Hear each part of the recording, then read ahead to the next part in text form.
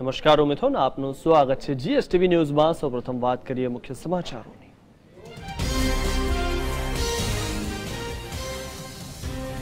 રાજપથ ક્લબની ચૂંટણી જંગમાં members power પેનલનો વિજય, હાઈકોર્ટે નેટ પર પરિણામ કર્યું જાહેર।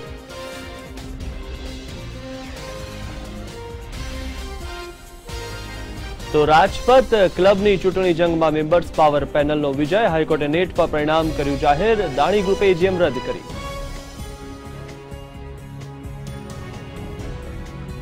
વિપક્ષના વિરોધ છતાં વિવાદિત ગુજસી ટોક વિધેયક પસાર, વિપક્ષે ગણાવ્યું આતંકવાદી વિરોધી વિધેયક।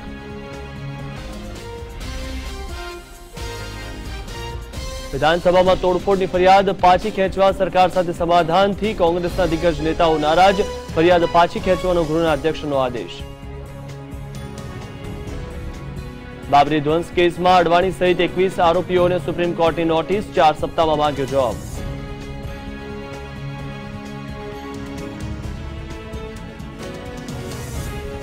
જમ્મુ કાશ્મીરમાં પૂરનો પ્રકોપ ઘટ્યો, અત્યાર સુધીમાં 16 લોકોના મોત, રાહત બચાવ કાર્ય ચાલુ।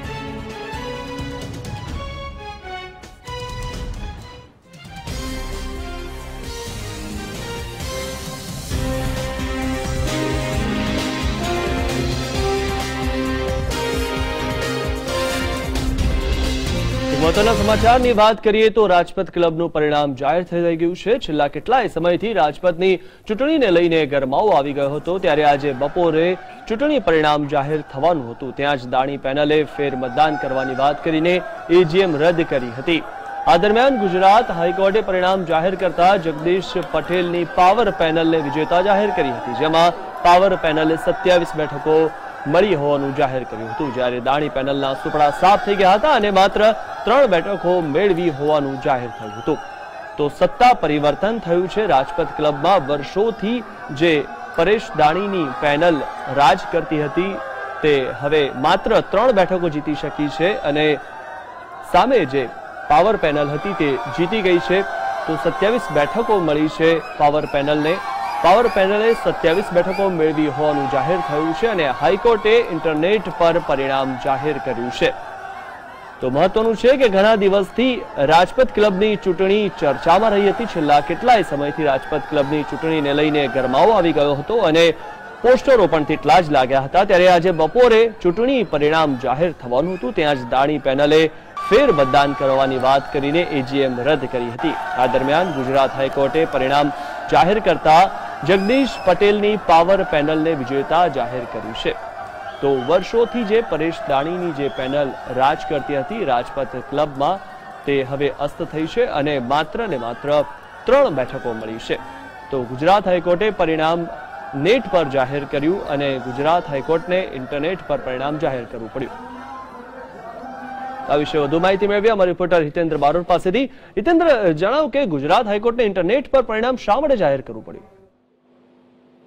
આજે રાજપથ ક્લબનું પરિણામ એજીએમની બેઠકની અંદર જાહેર કરવામાં આવનાર હતું, જો કે અત્યારના જે પ્રમુખ પરેશ દાણી દ્વારા એજીએમની બેઠક અચોક્કસ મુદત માટે મોકૂફ રાખવામાં આવી હતી, જેને લઈને ખાસ કરીને વિવાદ થતો।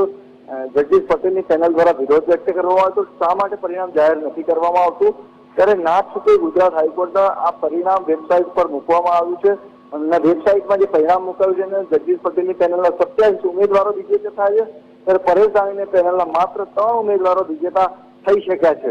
એટલે કે પરેશ દાણીનું જે વર્ચસ્વ હતું, દાણી બંધુઓનું વર્ષોથી સામ્રાજ્ય હતું, એ સામ્રાજ્યનો અંત આવ્યો છે। જી, પરેશ દાણીની પેનલ જે વર્ષોથી રાજ કરતી હતી તેનો અંત આવ્યો છે, તો આ પાછળનું કારણ શું હોઈ શકે?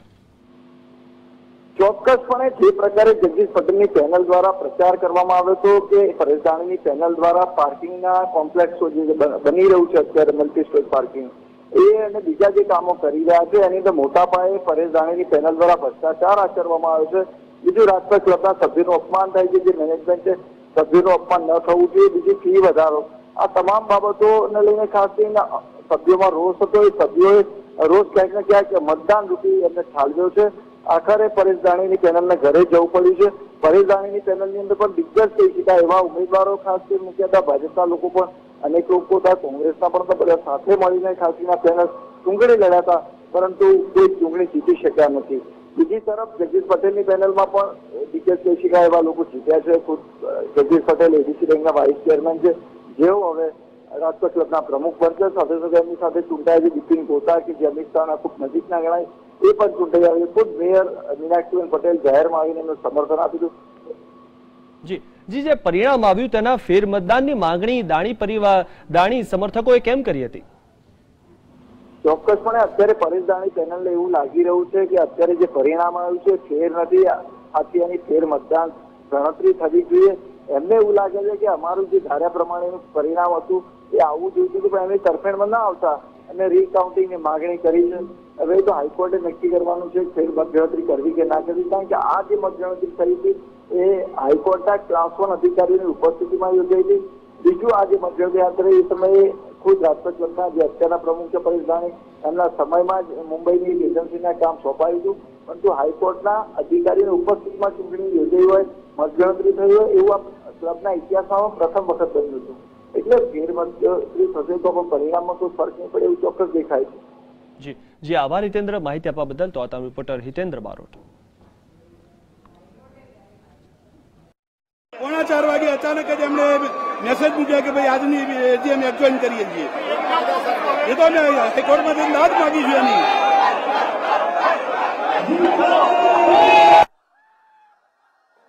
અમને એમની ખેલદિલીની આશા હતી, પણ આજે પણ એ લોકો એજીએમ કેન્સલ કરી અને એમની ખેલદિલી બતાવી નથી. અમને એમ હતું કે ખેલદિલીપૂર્વક એ લોકો અમને સ્વીકારી લેશે અને એમ કહેશે કે પરિવર્તન લોકોને જોઈતું હતું તો આવ્યું તો અમે સહર્ષ સ્વીકારીએ છીએ, પણ એના બદલે એ લોકો એજીએમ કેન્સલ કરી અને હાઈકોર્ટે ઓનલાઈન રિઝલ્ટ ડિક્લેર કર્યું અને જેમાં 27-3 અમે જીતી રહ્યા છીએ. નાની સંસ્થામાં આટલું બધું હાઈપ થાય અને એના લીધે લોકોનું ડે ટુ ડે જીવનમાં આટલું બધું એની અસર કરે, ઓફકોર્સ ઇન્ટરેસ્ટિંગ હતું, પણ જરા વધારે પડતું હાઈપ હતું. તો હવેથી નેક્સ્ટ ઇલેક્શનો થોડા ઓછા હાઈપના થાય અને ટ્રાન્સપરન્ટ વધારે થાય એનો અમે જરૂર